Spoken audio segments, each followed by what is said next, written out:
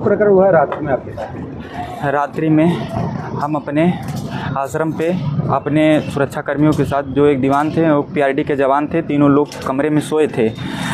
लगभग 3 बजे रात्रि को वहाँ एक बाहर से फायरिंग हुई। उसके बाद में हम लोग असमंजस में पड़ गए कि क्या हुआ।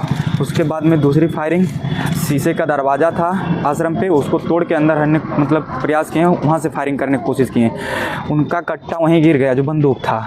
उसके बाद में हम जब लोग तीनों लोग, दीवान जी, हम और सब लोग चिल्लाहट मचाएं, तब वो लोग भाग के इधर उधर गए, उधर खो गए।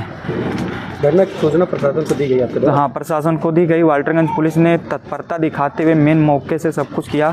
प्रशासन सहयोग भी कर रही है, लेकिन मैं उन बेधर्मियों को, उन आताताइयों को ये कहना चाहता हूँ कि पहली बार जब मेरी गाड़ी फूके थे, मेरी गाड़ी जब फूके थे, तब हम राजू दास जी का कार्यक्रम यहाँ लगवाए थे, उनका भंडारे का आयोजन किए थे, और वो सोच रहे हैं कि गाड़ी फूंक के हमारे ऊपर गोली चला के सनातन धर्म का कार्य रोक सकते हैं। तो आजीवन और कदापि ऐसा नहीं होगा। एक सनातनी का वचन है।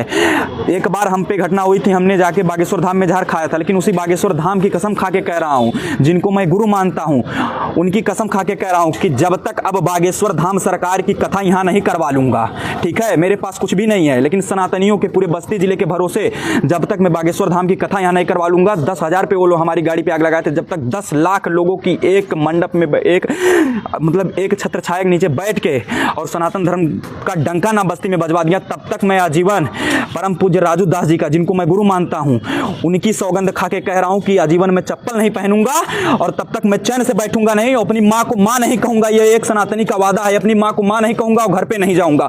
आश्रम पे जाऊंगा लेकिन अपने घर पे नहीं जाऊंगा, भले ही मेरे घर का कोई स्वर्गवासी क्यों ना हो जाए। ये एक सनातनी का वादा है। ऐसा प्रण क्यों ले रहे हैं? ऐसा प्रण लेने को मजबूर है। 5 बार 4 बार हम पे गोली चली, हमारी मंदिर पे मांस का टुकड़ा फेंका गया, हम पे गोली चली, हमने बागेश्वर धाम में जाके जहर खाया, आज भी वही है। सुबह से हम हॉस्पिटलाइज हैं। हम ये बस्ती प्रशासन के, देखिए बिल्कुल बस्ती प्रशासन एकदम पूरी तरीके से हमारा साथ दे रहा है, लेकिन मैं उन सनातनियों के कहते, क्योंकि मैं आज अकेला महसूस कर रहा हूँ। आज मैं सुबह से अकेला महसूस कर रहा हूँ, यहाँ कोई आने वाला नहीं है, लेकिन मैं कसम खा के कह रहा हूँ, अपनी माता दूध के कसम खा के कह रहा हूँ कि जब तक मैं सनातनी का पूरा डंका नहीं बजा दूंगा, एक एक नई सनातनी को कर दूंगा, तब तक मैं आजीवन अपनी माँ को माँ नहीं कहूंगा और बागेश्वर धाम की जब तक कथा नहीं करवा लूंगा। राजू दास की कसम खा के कह रहा हूँ, चप्पल तक नहीं पहनूंगा। ये बता दे रहा हूँ। आज मुझे बहुत अफसोस महसूस हो रहा है कि आज मेरे आगे पीछे कोई नहीं है, इसीलिए प्रण लेने को मजबूर हूँ। ऐसा प्रण लेने पीछे उद्देश्य क्या है? बस एक ही उद्देश्य है कि सभी सनातनी जो आज मेरे आगे पीछे कोई नहीं है, वो सब एक हो जाए। अभी समय है, अगर बढ़ गए तो कट गए, फिर कोई नहीं बचा सकता। ये जो विशेष लोग हैं, एक दिन सबको मारेंगे, जान।